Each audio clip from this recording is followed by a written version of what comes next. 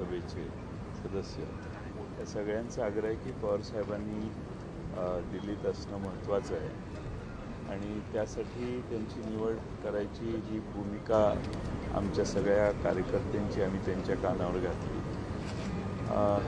त्यांनी आणि काँग्रेस पक्षाने आणि आमच्या पक्षाने एकत्रित बसून लवकरात लवकर आज 1-2 दिवसात म्हणजे काल किंवा आज असा निर्णय करूया, एकत्रित बसून सर्वांना विचारून योग्य तो निर्णय करू असं त्यांनी आम्हाला काल सांगितलं. ठाकरेंच्या शिवसेनेचा पाठिंबा असणार का? उद्धव ठाकरेंनी पाठिंबा दिलेला आहे का जर शरद पवार उमेदवार असतील तर?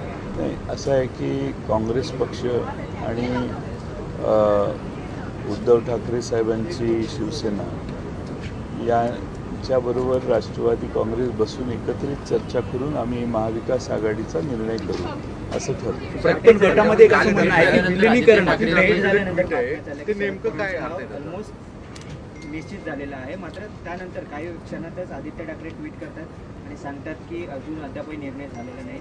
आदित्य ठाकरेंचा प्रकार विरोध दिसतो तुम्हाला? आदित्य ठाकरेंचंच बरोबर आहे, कारण अजून निर्णय झालेला नाही ना.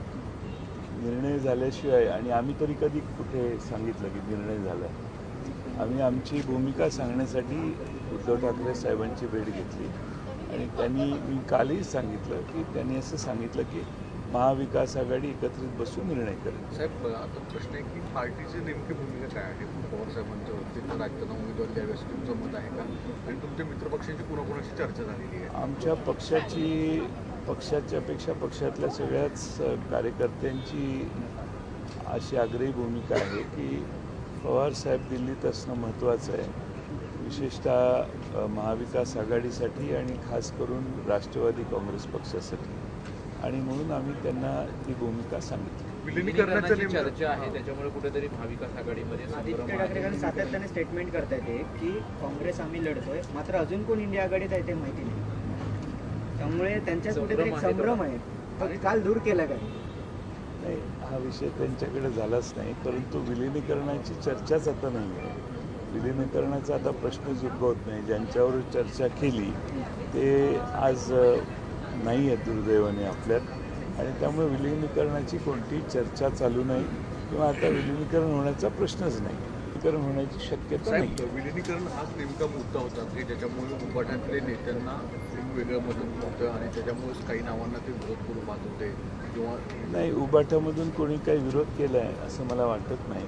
शेवटी पक्षाची स्वतःच्या सध्या सिटिंग असणाऱ्या सदस्यांबद्दल पुन्हा पक्ष नेतृत्वाने मागणी करणं हे काही चुकीचं आहे असं मला वाटत नाही. जे त्यांच्यासाठी आहे तेच आमच्यासाठी आहे. त्यामुळं त्यांच्याकडून आमच्या कुठल्या नावाला विरोध झाला किंवा त्यांना वेगळे काही आक्षेप होते असं मला वाटत नाही. काँग्रेसकडनं आणि आदित्य ठाकरे यांच्याकडनं वारंवार राष्ट्रवादी काँग्रेस पक्षानं मवियामध्ये आपली राजकीय भूमिका स्पष्ट करावी असं वारंवार उल्लेख केला जात आहे. खरं तर शरद पवारांनी मविया एकत्र आणली तरी सुद्धा पक्षाची भूमिका स्पष्ट करण्याची गरज वाटते का तुम्हाला? आमची भूमिका स्पष्ट आहे. विलिनीकरणाची चर्चा अजितदादांच्या आग्रहाने सुरू झालेली होती, पण ती पूर्ण झाली नाही. अजितदादांचं निधन झालं, त्यामुळे आता विलिनीकरणाची चर्चा कुठे होण्याची शक्यता सुतराम नाही आणि विलिनीकरण हा प्रश्न आता पूर्णपणाने बाजूला गेलेला आहे.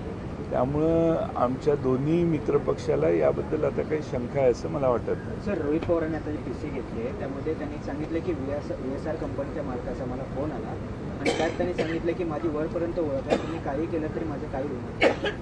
अजित पवार किंवा आपल्या माझी अपेक्षा आहे की महाराष्ट्र सरकारने, गृह खात्याने पारदर्शी चौकशी करावी. टेक्निकल चौकशी जी आहे, म्हणजे ब्लॅक बॉक्स मिळाल्यावर त्यात काय झालं काय नाही, ही एक चौकशी ॲक्सिडेंट कसा झाला कळायला.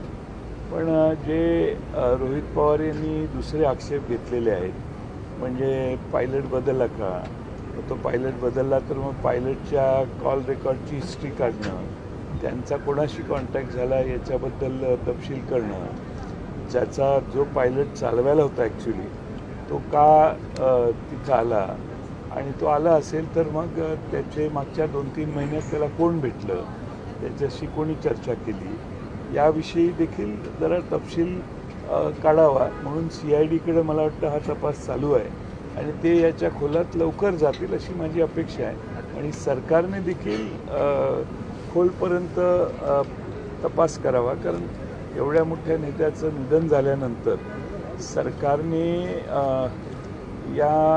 याच्यात जी काही महाराष्ट्राच्या मनात शंका आहे, तो गैरसमज असेल तर तो पूर्णपणाने दूर करायचा प्रयत्न केला पाहिजे. त्यांनी प्रेझेंट